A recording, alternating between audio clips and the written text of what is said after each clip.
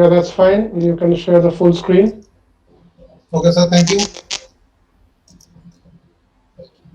Okay. Right, Good take evening, over. everyone. Oh, Thank good you. evening, everyone.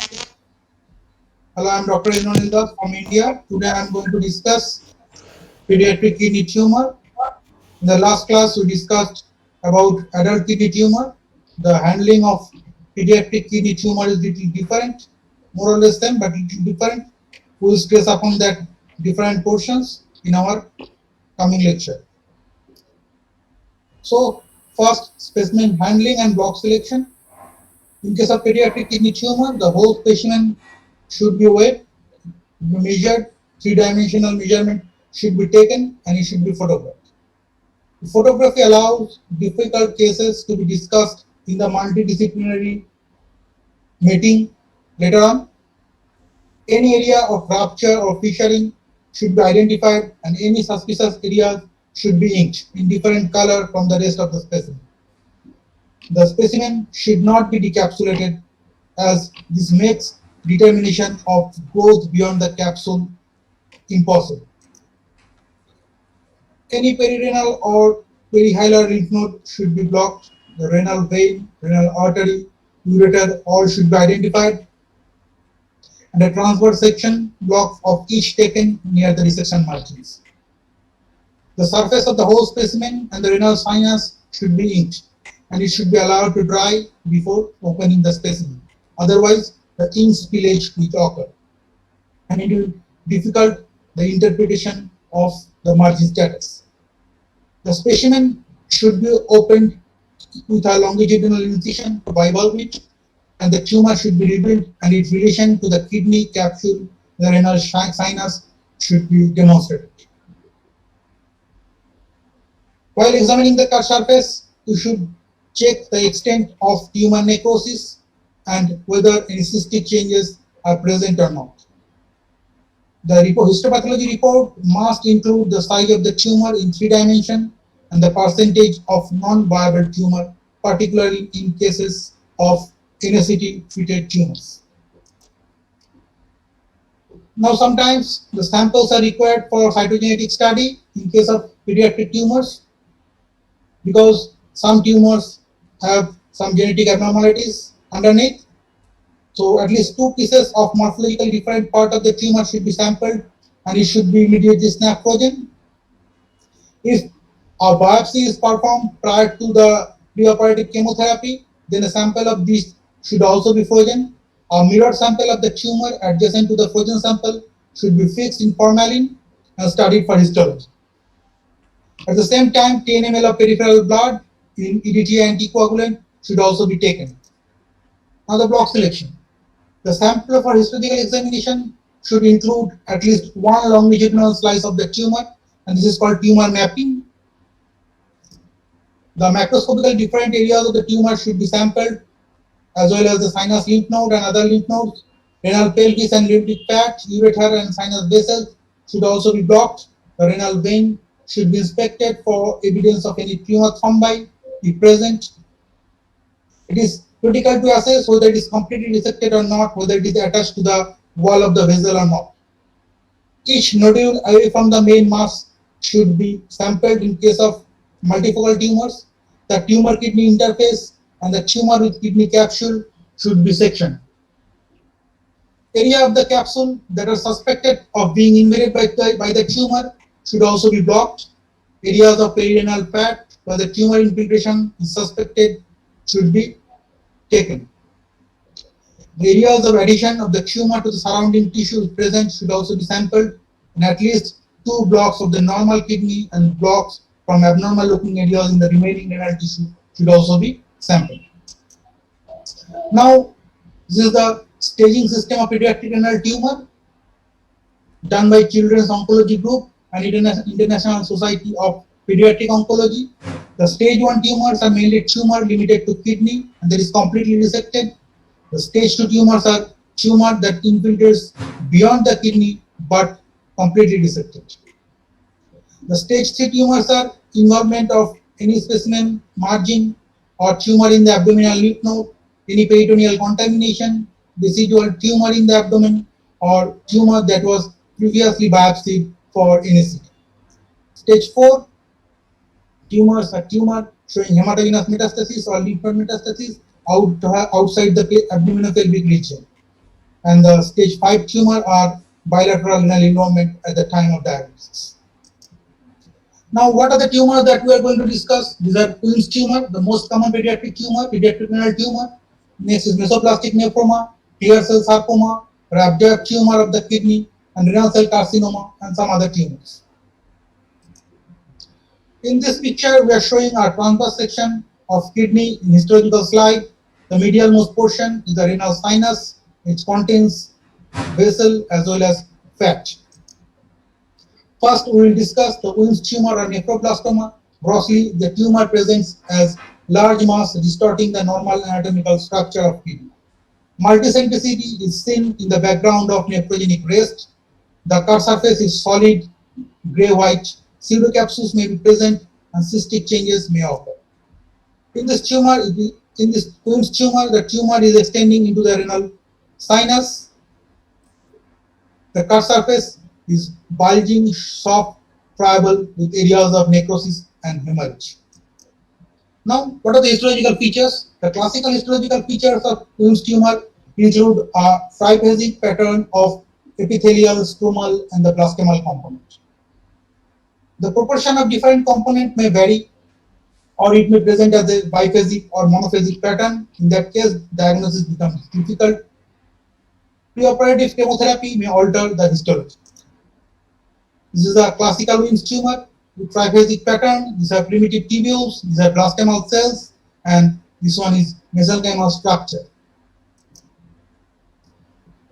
This is another picture of biphasic tumor with tubules and the blastema. The tubules may get confused with the rosette of neuroblastoma, another common pediatric tumor.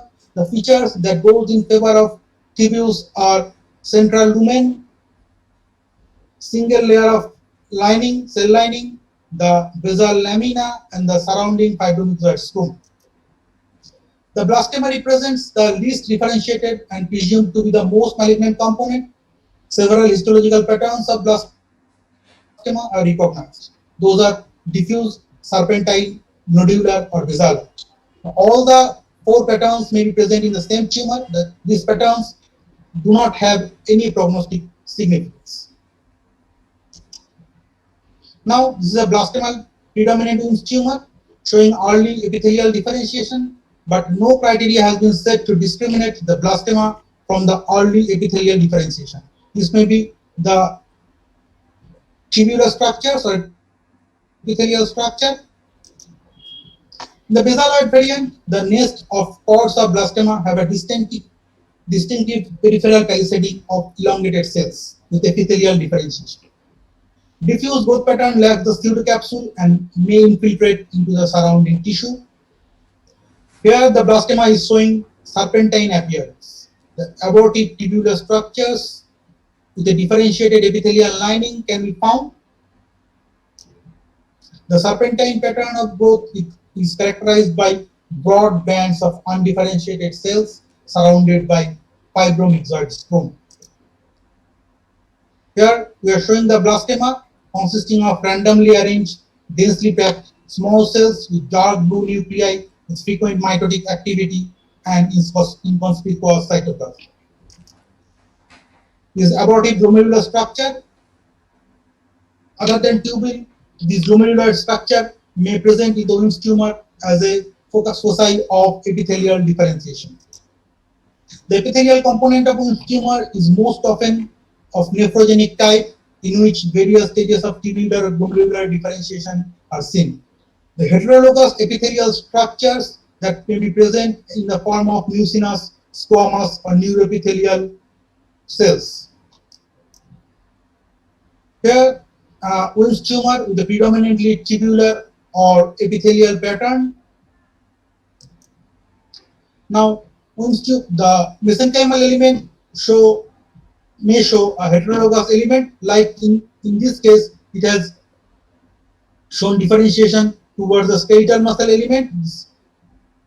Rhabdoid-like cells basically are features of skeletal muscle differentiation. The stomal pattern may be nephrogenic. As I said, it may be myxoid, fibrous, smooth muscle adipose cell, that is homologous, or it may be heterologous in the form of skeletal muscle, which is most common, or it may be a cartilaginous or bony differentiation. Now, some Wilms tumor show features of anaplasia. And what is anaplasia? Anaplasia is characterized by atypical multipolar mitotic figures along with nuclear enlargement and hyperchromasia. Here we are showing a feature anaplastic Wilms tumor showing nuclear enlargement, hyperchromasia, and as well as some mitotic figures. Now, Wilms tumor with anaplasia, 5 to 8% of all Wilms tumor may show anaplasia. The criteria, as I said, it is large atypical multipolar mitotic figures with significantly enlarged hyperchromatic nuclei. It may be anaplasia may be focal or diffuse. The focal anaplasia is basically localized and completely excised. All other cases are basically diffuse anaplasia. The anaplastic tumors often express p53 on immunohistochemical staining. The recognition of anaplastic features are very essential as the outcome is adverse or bad. Here, the definition of focal anaplasia, that is clearly defined anaplasia within the primary tumor, anaplasia confined to the renal parenchyma, anaplasia not present within the vascular space, or no severe nuclear pleomorphism or hyperchromasia. In diffuse anaplasia, the anaplasia is multifocal, or it may present beyond the capsule, or anaplastic cells in the intrarenal or extrarenal vessels, renal sinus, extracapsular invasive sites, or metastatic depot. Anaplasia that is focal but with nuclear atypia approaching to the criteria of anaplasia or nuclear unrest present elsewhere in the tumor are also categorized in the diffuse anaplasia. Anaplasia present in biopsy or other incomplete tumor samples are also considered as diffuse anaplasia. Now, preoperative chemotherapy-induced changes in Wilms tumor. The changes include necrosis, hemorrhage, and fibrosis of varying degree. The blastomal components are most sensitive to chemotherapy, and the mature epithelial and the stomal components are least sensitive. The chemosensitive area show homogeneous eosinophilic areas on excision sample as a shadow or of pre-existing cells or structure. The histological assessment of the tumor responsiveness to chemotherapy is an important risk group stratification by SIO. The completely necrotic Wilms tumor is regarded as a low-risk tumor and requires less post-operative therapy than the Wilms tumor from other groups.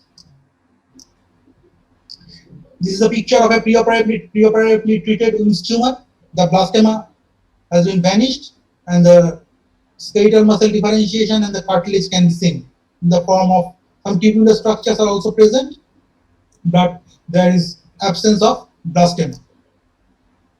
Now, current SIOP classification for pediatric renal tumor, that is risk group stratification. The pretreated tumors, the low risk group tumors are mesoblastic nephroma, the cystic partially differentiated nephroblastoma, or completely necrotic nephroblastoma. The intermediate risks are nephroblastoma or Wilms tumor of epithelial, stromal, or mixed type, nephroblastoma of aggressive type, or nephroblastoma with focal anaplasia.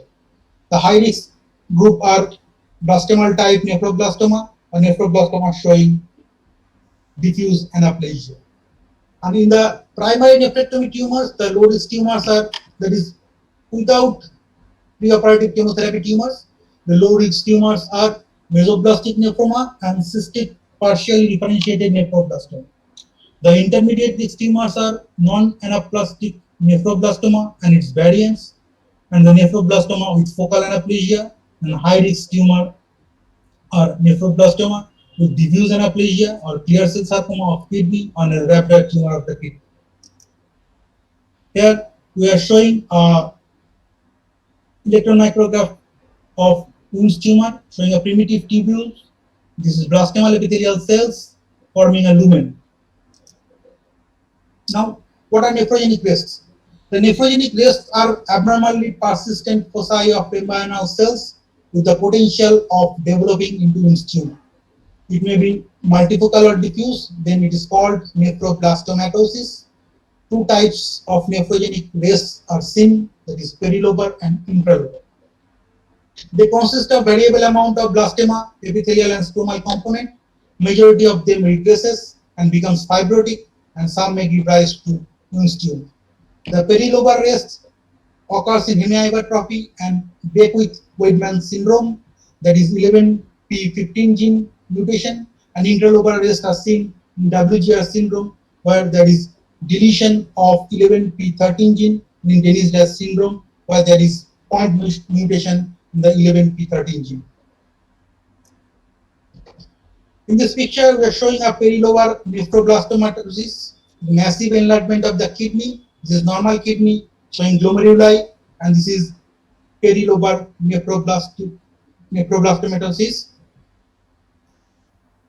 The compact uniform blastema showing a nodular configuration, and the discrete interface, the adjacent parenchyma, is evident. This is the interface. And this is perilobar nephrogenic rest. The periphery of the kidney, just beneath the capsule, the nephrogenic rests are present. Now, in this picture, we are showing infralobar nephroblastomatosis, blastema, and immature tubules. These are immature tubules. These are blastema blending into the surrounding normal kidney. Now, immunohistochemistry. The blastema is positive for WT1 and desmin, but not for the other muscle markers. The epithelial component is positive for WT1 and keratin. So both blastema and the epithelial component are positive for WT1. Stroma show weak WT1 positivity, and others staying consistent with morphologic appearance. That means if the stroma show heterologous skeletal muscle differentiation, then it will be positive for desmin and myogenin. And if this cartilaginous differentiation, then it will be positive for asymptotic. Now, cystic variant of nephroblastic tumors. One is cystic partially differentiated nephroblastoma. The cross picture, from the cross picture, it is evident that it is the multilocular tumor. The mean diameter is 10 centimeter. The septa are thin, and there are no expansile solid nodule. Microscopically, the cystic partially differentiated nephroblastoma is composed entirely of cysts separated by septa. The cysts are lined by patent cuboidal or hobnail epithelium. The septa are variably cellular and contain undifferentiated and differentiated components. The cystic partially differentiated nephroblastoma is considered to be a part of a spectrum with cystic nephroblastoma, and with the most extreme of another tumor, that is benign pediatric cystic nephroma. However, a recent genetic study have shown that the cystic nephroma is completely different tumor with the DICER1 mutation. It is cystic nephroma, gross appearance of cystic nephroma, entirely cystic tumor, showing multiple thin wall cysts, and cysts are lined by flattened cuboidal epithelium, but the septa doesn't contain any blastomatous element. If any blastomatous element is present, then the diagnosis of cystic nephroma is pediatric type cystic nephroma is rejected. Now, what are the different diagnoses of Wilms tumor? In a blastema predominant Wilms tumor, the differential diagnoses are neuroblastoma, or PNET, or desmoplastic small round cell tumor, or synovial sarcoma. The neuroblastoma are WT1 negative. It is positive for NB84. In PNET, CD99 positivity is diffuse and membranous. The desmoplastic small round cell tumor show a different translocation, that is 1122 translocation, EWS and WT1 fusion. The synovial sarcoma is positive for TLE1, BCL2, EMA, and binding. The epithelial component predominant Wilms tumor should be distinguished from metanephric adenoma, and the benign tumor with CK7 negative, AMBCAR negative, it is WT1 and CD57 positive. And the renal cell carcinoma, pediatric renal cell carcinoma, these are CD10 positive, and hyperplastic perilobar nephrogenic rest should also be differentiated from epithelial predominant Wilms tumor. Now, second entity that is clear cell sarcoma. The clear cell sarcoma of kidney is the second most common pediatric malignant neoplasm. Most of the cases occur between the age of 2 and 3 years. The mean age of presentation is 36 months. The most common symptoms are abdominal mass and pain, abdomen. This tumor very commonly metastasizes, and the sites of metastasis are lymph node, bone, lung, and liver. The gross picture of clear cell sarcoma is large, well-circumscribed unicentric mass. The tumor arises from renal medulla. The cut surface is homogeneous, tan in color, and has a mucoid glistening appearance. The gross extension into the renal vein is seen in 5% of the cases. This is the renal vein, and this is the tumor. The classic morphology of the clear cell sarcoma comprises of nests and pods of cells that are separated by irregularly spaced fibrovascular septa. The fibrovascular septa may either be delicate or a branching chicken wire-like appearance, or it may be more cellular. In this picture, the 4 to 10 pods of cells separated by fibrous septa are seen in clear cell sarcoma, giving a distinctive low-power appearance. On higher power, the cord cells show clear cytoplasm and monotonous round oval nuclei with fine chromatin and indistinct nucleoli. This resembles orphanania nuclei of papillary carcinoma of thyroid. This clear cell sarcoma may infiltrate into the surrounding normal kidney. Here we are showing the entrapment of normal tubules.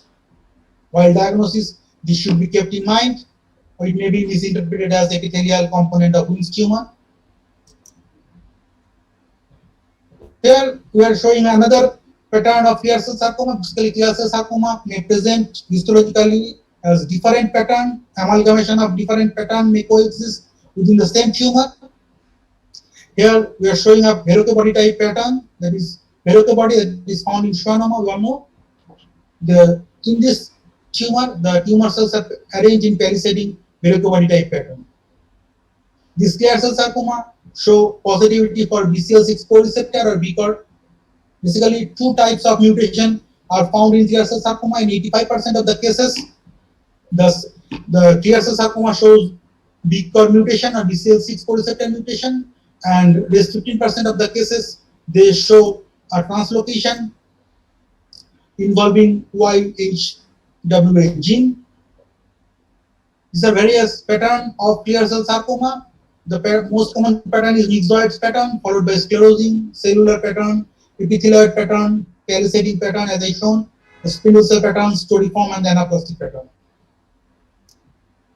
Now, immunohistochemistry, traditionally the role of immunohistochemistry in this tumor is very minimal. The NARP growth factor receptor and cyclin are sensitive marker, but they are not specific at all.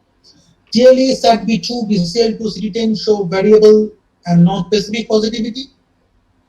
The CCSK is consistently negative for epithelial markers, neural markers, and muscle markers. Now, recently, the diffuse strong nuclear staining with commercially available BCL6 co-receptor as shown, antibody has been shown to be highly sensitive and specific for the diagnosis of CCSK in the context of pediatric renal neoplasia.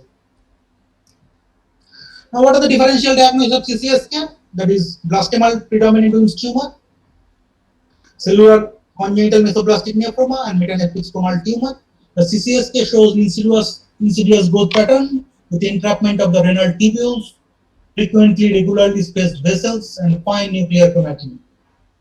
But blastomal predominant Wilms tumor are densely cellular. There is nuclear overlapping, molding, and there is heterologous chromal element. They are positive for WT1, whereas CCSK is positive for BCOR or cyclin D1. The cellular congenital mesoblasthic nephroma show pushing bordered spindle cell morphology, and they lack the diversity of pattern of CCSK. The characteristic translocation involving chromosome 12 and 15, resulting in fusion of the ETB6 and MTRK3 gene, are found in cellular congenital mesoblasthic nephroma. This fusion is also found in adult type fibrosarcoma. Now, metanephric stromal tumor, a recently described entity, In the spectrum of pediatric renal tumors, they show angiodysplasia, onion skin growth around the tubule, juxtaglomerular cell hyperplasia, heterologous stromal element. This tumor is positive for CD34. Now, next entity is congenital mesoplastic neophroma. The congenital mesoplastic neophroma is a stromal neoplasm of infancy. It is composed of myofibroblasts and most commonly diagnosed in the first 3 months of life.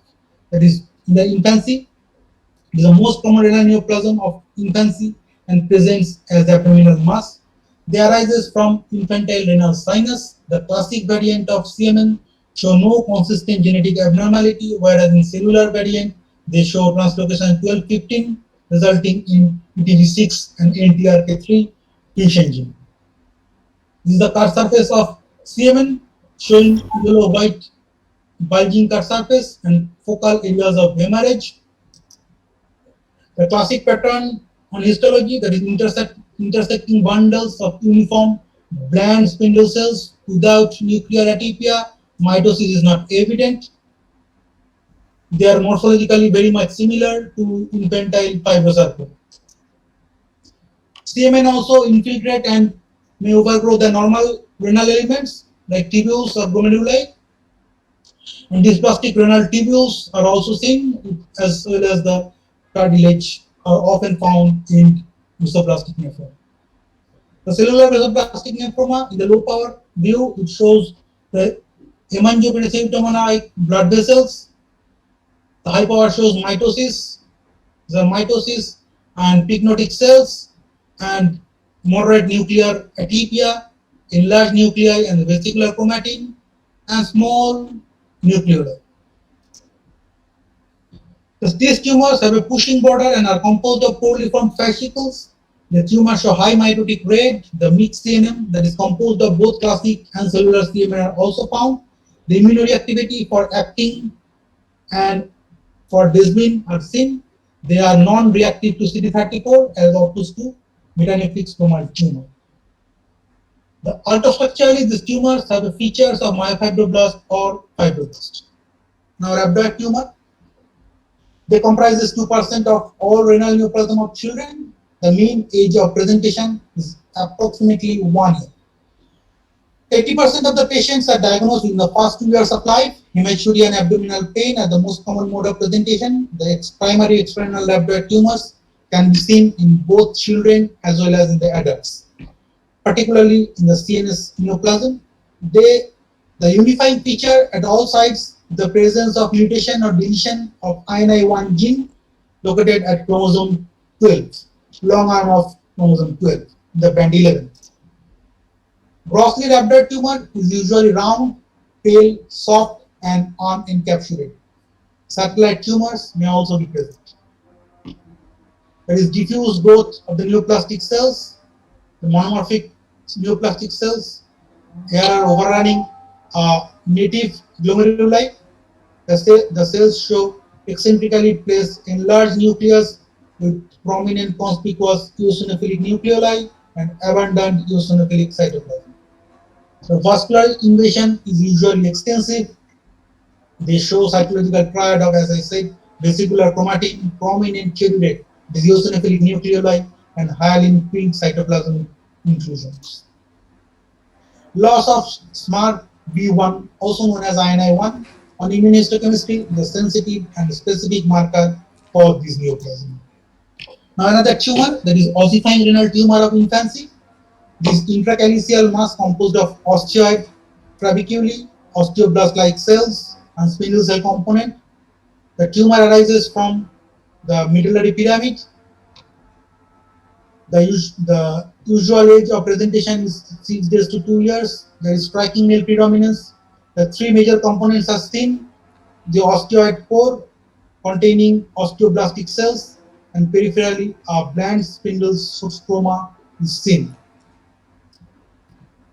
Now the renal cell carcinoma. This malignant epithelial tumor are rare in children, but clear cell RCC are found in case of von Hippel-Lindau syndromes. The papillary RCC is the most common histological subtype of RCC in children. Renal medullary carcinoma is another entity. It appears to be a distinctive molecular signature that clusters closely with the urothelial cells, urothelial carcinoma of renal pelvis. Presenting symptoms are flank pain, hematuria, and a palpable abdominal mass.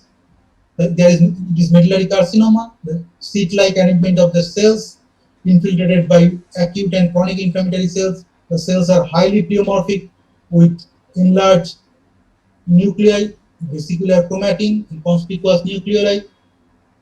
The stroma are often desmoplastic, and there is inflammatory cell infiltration in the interface of the stroma and the tumor. Now, another common renal cell carcinoma in children are translocation associated renal cell carcinoma. I discussed in the last class. Majority of the translocation involve the TFP3 gene located at short arm of chromosome X. These tumors have a nested or tubulo-papillary pattern and are composed of cells with voluminous clear cytoplasm and with a distinct cell border and enlarged nuclei. And the cell nest are separated by thin fibrovascular septum. So finally, a complete report of pediatric renal tumor should include the total weight of the kidney and the kidney with the tumor, the size of the specimen, the size of the tumor, all three-dimensional measurement should be given, the location of the tumor, if the tumor is multifocal or unifocal, whether the specimen was received intact from the operation theater, or it has already been cut open, if the renal capsule is grossly intact or it is ruptured, the surface, whether inked or not before opening the kidney, the percentage of necrosis or regressive change on the gross examination, and same on the microscopy examination, percentage of blastema, the proportion of viable tumor, the presence of any anaplastic necroblastoma or anaplastic feature, and if it is present, whether it is focal or it is diffuse, the presence of perirenal fat invasion, presence of renal sinus invasion, presence of renal vein tumor, if the resection margin is involved, if involved, whether it is involved by a viable tumor or a non-viable tumor, whether lymph node has been examined or not, histological, now finally histological diagnosis and subtype, the tumor is grouped, local tumor staging using the SIOP system. These are references from where I have made this PPT, and thank you for your patient hearing.